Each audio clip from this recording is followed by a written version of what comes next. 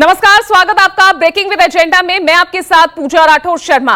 हरियाणा विधानसभा चुनाव में कांग्रेस चुनाव हारी तो यूपी में अखिलेश यादव ने कांग्रेस के खिलाफ प्रेशर पॉलिटिक्स वाला दांव चल दिया और उपचुनाव की 10 सीटों में से 6 सीटों पर अपने अपने प्रत्याशियों के नाम का ऐलान कर दिया। ऐसे में अब यूपी की सियासत में सुर्खियों का बाजार गर्म है और देखिए, मामला यूपी तक ही नहीं, महाराष्ट्र और झारखंड में भी कुछ ऐसा ही होता दिख रहा है। दोनों ही राज्यों में लगातार बैठकों का दौर जारी है। अब ऐसे में सवाल ये कि 6 नाम के ऐलान से यूपी में अखिलेश का ये दांव क्या इंडिया पर पीडीए बना रहा है दबाव? आज इसी मुद्दे पर हम चर्चा करेंगे। साथ ही चर्चा इस बात पर भी कि महाराष्ट्र और झारखंड जोड़ने की तैयारी एनडीए इंडिया में कौन भारी? इन्हीं और तमाम मुद्दों को लेकर आज बातचीत करेंगे, चर्चा करेंगे। मेरे साथ मेरे वरिष्ठ सहयोगी और राजनीतिक मेहमान जुड़ गए हैं। डिबेट की शुरुआत करें, लेकिन उससे पहले सुन लीजिए हरियाणा चुनाव के बाद मचे इंडिया गुट में घमासान पर किसकी क्या प्रतिक्रिया आई।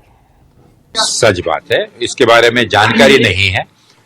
इंडिया गठबंधन के कोऑर्डिनेशन कमेटी से अभी कोई चर्चा नहीं हुई है। जहां तक रही बात सीटों के अनाउंसमेंट की और चुनाव लड़ने की, तो इस पे इंडिया गठबंधन की कोऑर्डिनेशन कमेटी जो भी निर्णय लेगी उसे उत्तर प्रदेश कांग्रेस कमेटी सहर्ष स्वीकार करेगी। हम उत्तर प्रदेश की बात करते हैं कि उत्तर प्रदेश में हम ओवर कॉन्फिडेंस में नहीं बल्कि फुल कॉन्फिडेंस में चल रहे हैं। 6 विधानसभा सीटों पर समाजवादी पार्टी ने भाजपा को हराने का काम किया था।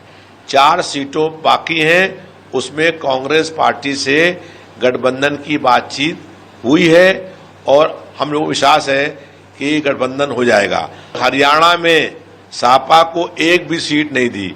अगर हरियाणा में कांग्रेस पार्टी ने सपा और आम आदमी पार्टी से तालमेल कर लिया होता तो आज हरियाणा में इंडिया गठबंधन की सरकार होती।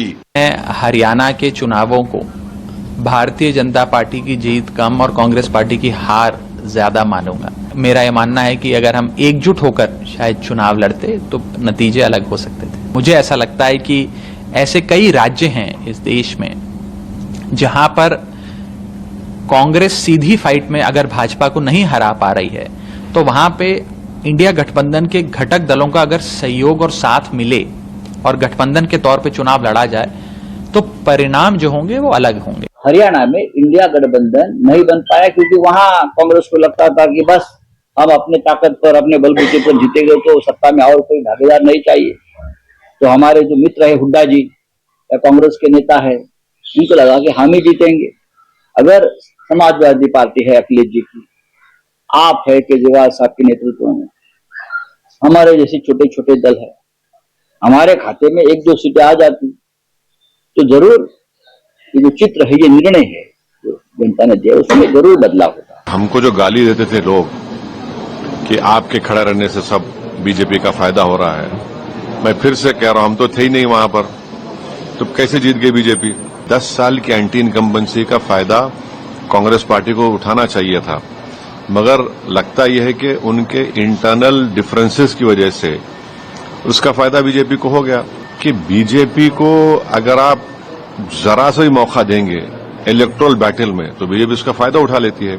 मेरा पक्का विश्वास है समाज को तोड़ने की आज जो कोशिश हो रही है, ऐसी हर साजिश को महाराष्ट्र के लोग नाकाम करके रहेंगे।